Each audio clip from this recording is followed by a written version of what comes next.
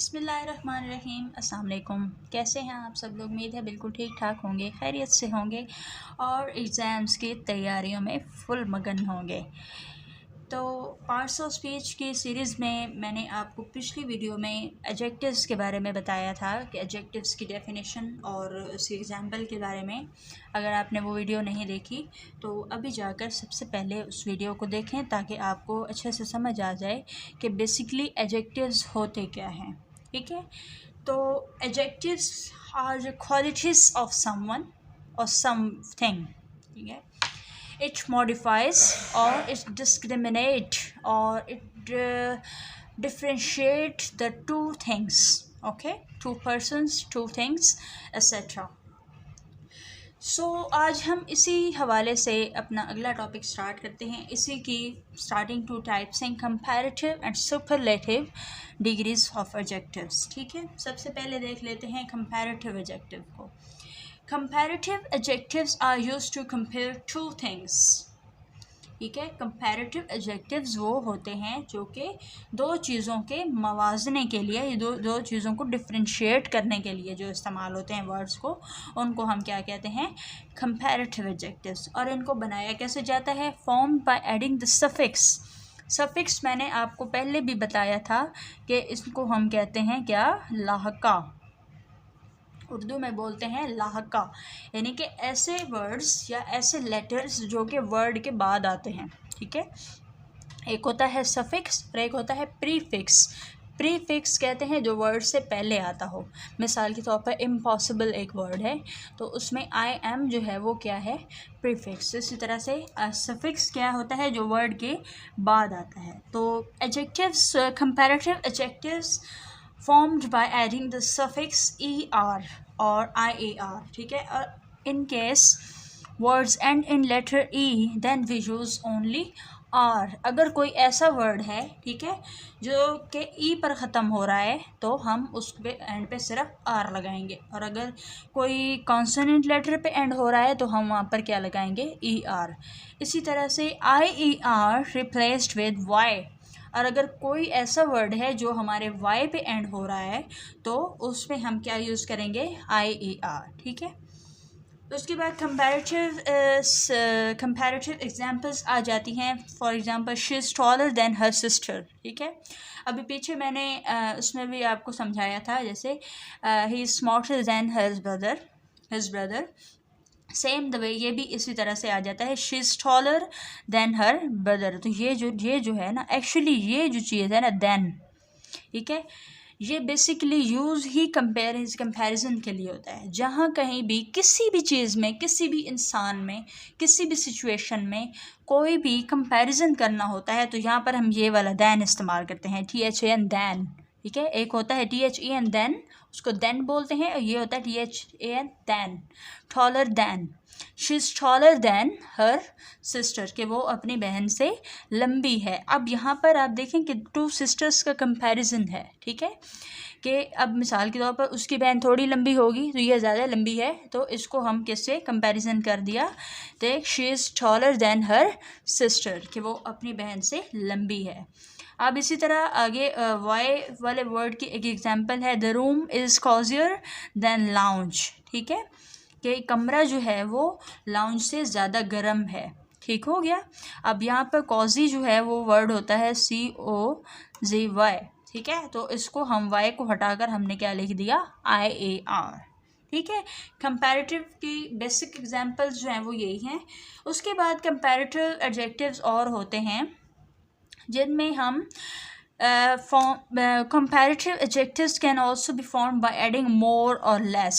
ठीक है, कि more और less जो है वो इस्तेमाल करके भी हम comparative adjectives को जो है वो बनाते हैं। ठीक है, फॉर एग्ज़ाम्पल यहाँ पर मैंने एक एग्ज़ाम्पल दी हुई है, the room is cozier with the fire lit and less cozy without it। ठीक है, कि ये कमरा गर्म है आग वाले the room is cosier with the fire lit. Fire lit होती है जो कि एक बना हुआ होता है, वो चिमनी से बनी हुई होती है, उसके अंदर लकड़ियाँ जलाकर जो लकड़ियाँ जलाने की जगह जो होती है जहाँ पर आग लगाते हैं, ठीक है, वहाँ उस चीज़ को कहते हैं फायर लिट, ठीक है, वहाँ पर लकड़ियाँ जल रही होती हैं।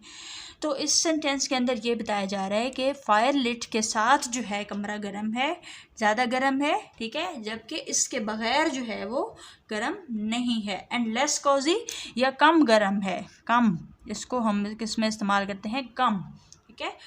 The room is cosier with the fire lit and less cosy without it, ठीक है, कमरा जो है वो फायर लिट के साथ गर्म है लेकिन कम गर्म है उसके बगैर। अब ये भी दो चीज़ों का कंपैरिजन ही है, बट हमने इसको डिफरेंशिएट किसके साथ किया, लेस के साथ। किसके साथ किया, लेस के साथ, के इसके फायर लिट के साथ कमरा गर्म है लेकिन उसके बगैर जो है ये कम गर्म है, ठीक हो गया।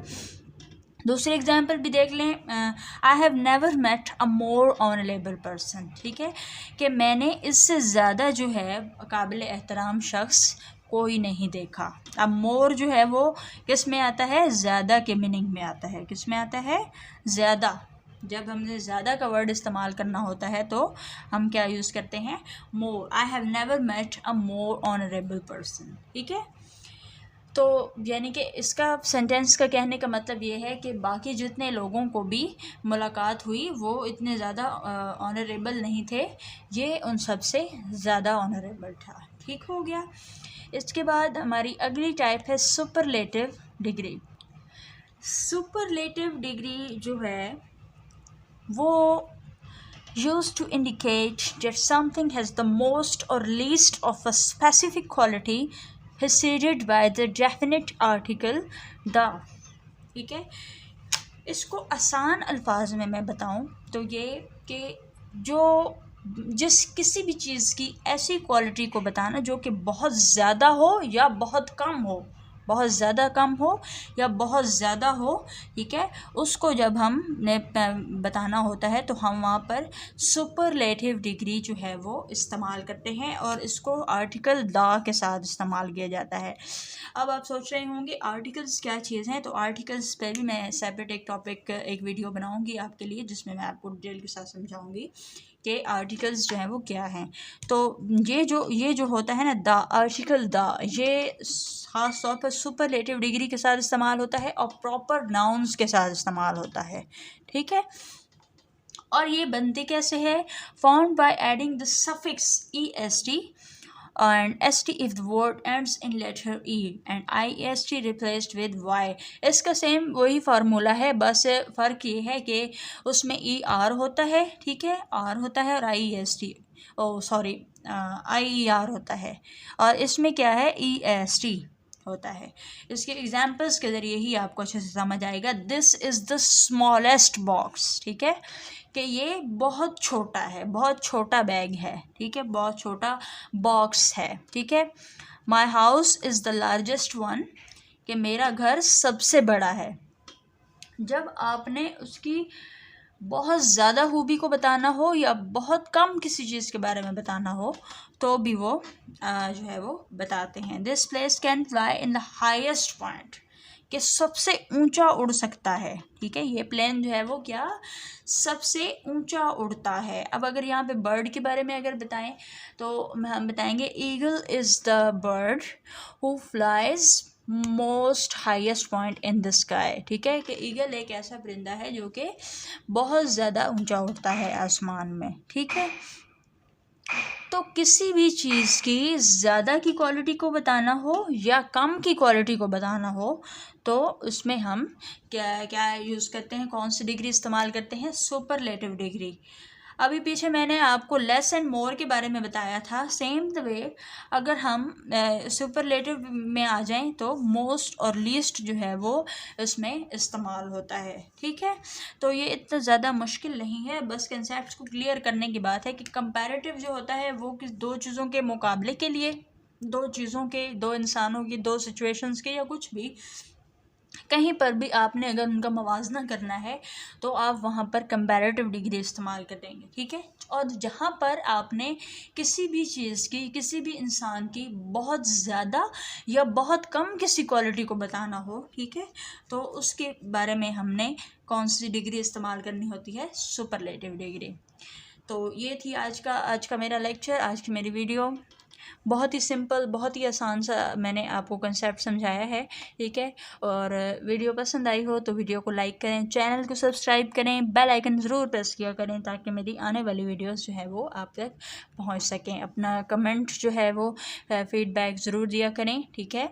और अपने दोस्तों के साथ शेयर करें। तब तक मिलते हैं अगली वीडियो में इंशाल्लाह। तब तक के लिए अल्लाह हाफ़िज़।